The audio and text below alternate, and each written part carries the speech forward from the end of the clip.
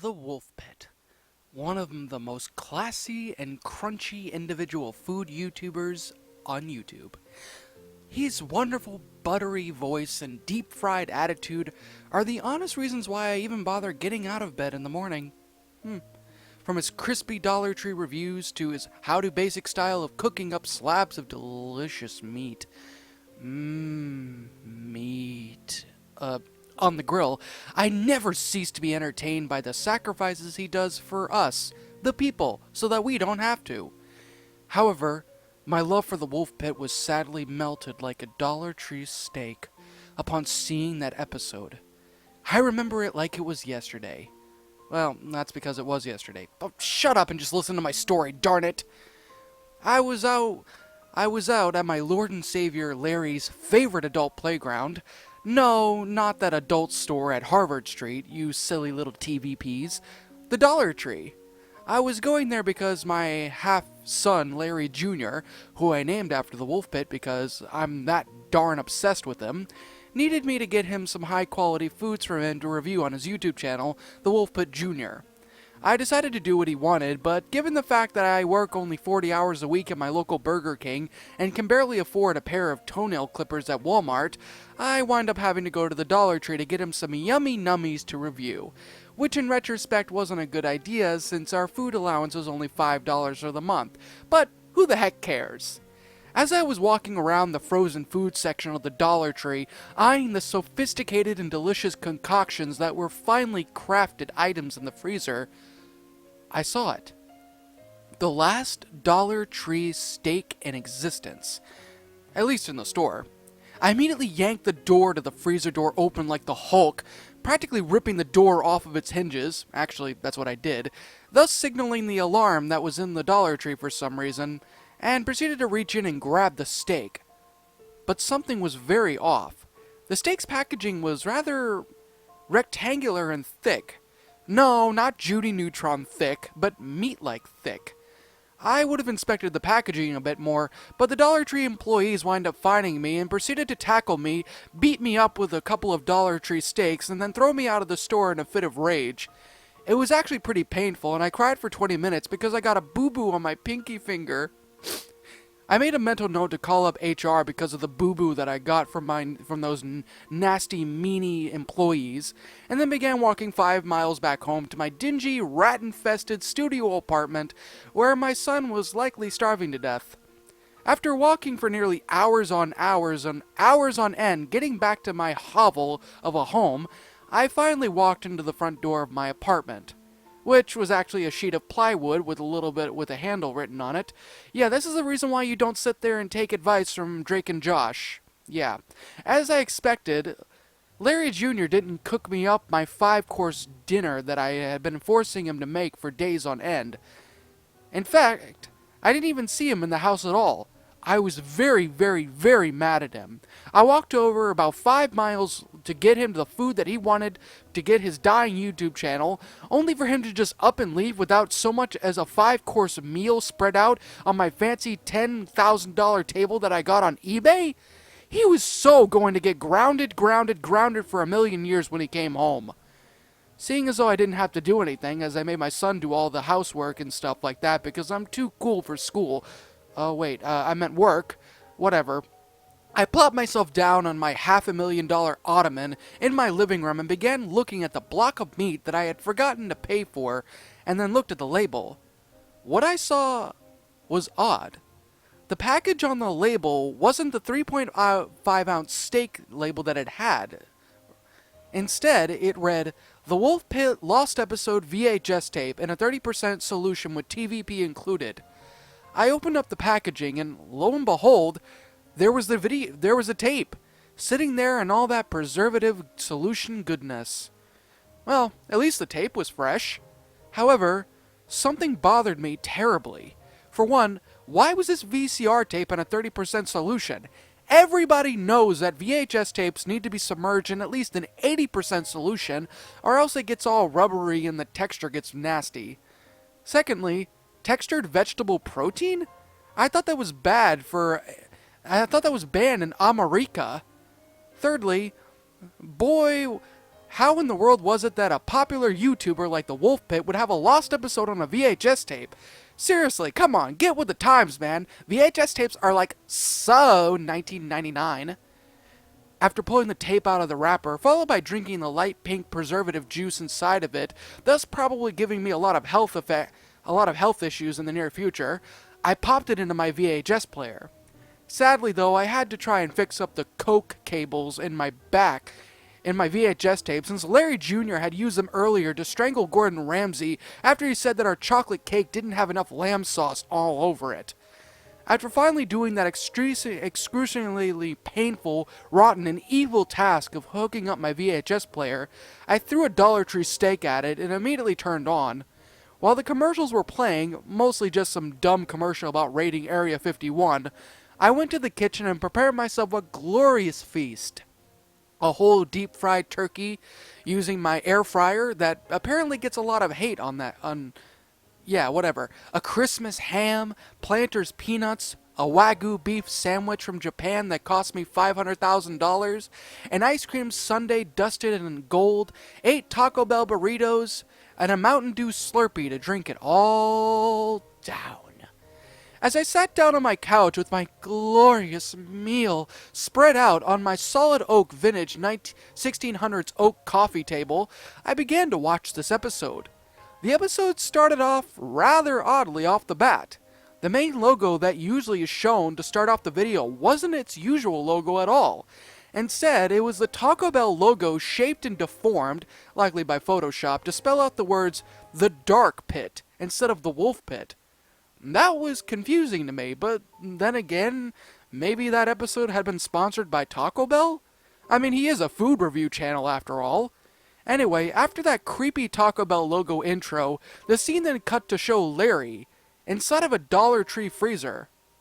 He's visibly shaking, and judging by the way his skin was turning blue, he seemed to be going through a mild case of hypothermia. However, he immediately turns to the camera with bloodshot eyes and smiles and says, "Hey everybody, and welcome back to the Wolf Pit with another episode of What in the Ultra Mother Puck Are We Pucking Eating Today?" My eyes comedically shot out of my head in a mixture of fear and horror, exploding before simultaneously regenerating. Oh my ultra gosh! How dare Larry sit there and say the P word? That was so very offensive and triggering to me. After quickly going on my Tumblr account and making up a bunch of nonsensical garbage up about how the word puck was too spoopy for me and needed to be banned from the English dictionary, I finally calmed down and continued to watch the episode after dyeing my hair green. When I sat back down, I noticed that Larry was looking at me with a very angry look on his face. His eyes even looked hyper-realistic, which really scared me. And to make matters worse, a vein snapped out of his neck. But it didn't seem to hurt in any way. He then growled at me and said in a very spooky voice, "I saw what you did there, Daniel Thomason Lyson III. How dare you write a bad review of me on Tumblr? You're gonna pay for that, man!" I was spooked. In fact, I was so spooked that I spooped my pants into the color brown. But before posting it all on Instagram and getting 1 million followers. The episode continued. Larry immediately dived down into the cooler like a professional swimmer and then pulled out a mysterious bag from a hole that he supposedly had dived down into. And today, we're going to be reviewing the chef's requested Pierre's highly realistic noodles and Bleedo sauce, which in turn only costs $666 because everything at the Dollar Tree costs $666. Wait a hyper-realistic minute. The Dollar Tree doesn't sell things at that price? How in the world did it cost him $666 if everything was $1 at the Dollar Tree? It made absolutely no flipping sense, but I really didn't care and just kept on watching this smexy VHS tape. As long as Larry was on the screen, I felt safe, cuddly, soft, and more importantly, I smothered myself in some extra barbecue sauce. Larry then immediately opened up the door to the freezer that he had stuck himself into, and then walked into the Dollar Tree store. However, it looked abandoned and ruined like my social life. The store, minus the freezer that was there, was empty. Taco Bell logos, the Illuminati eye thing, and pictures of George Jetson littered the store area. Larry just ignored everything and began to walk to a small table that was right next to the freezer and then proceeded to violently slam the meal onto it. The scene then cut to show the package, and it looked like a typical Zappa meal, but there was a problem with that as well. The package was highly realistic, with spaghetti noodles drenched in what looked like hyper-realistic blood and eyes. It was so gross looking that I projectile vomited all over my house.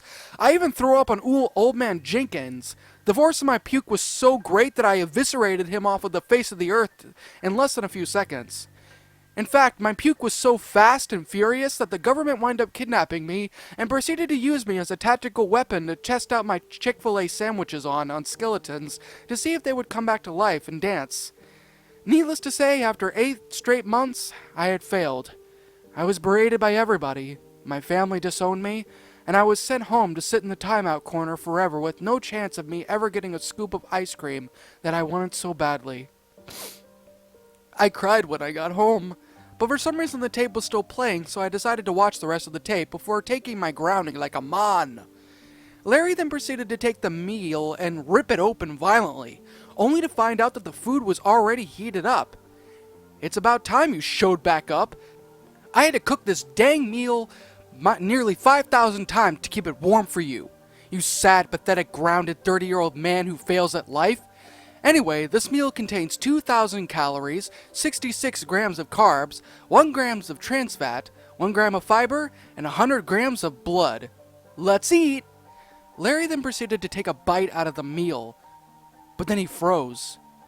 The music stopped playing and the screen froze on itself. I awaited something, but instead of a final review or even any more reviewing at all in this episode, Larry just screamed and spit the morsel out of my TV.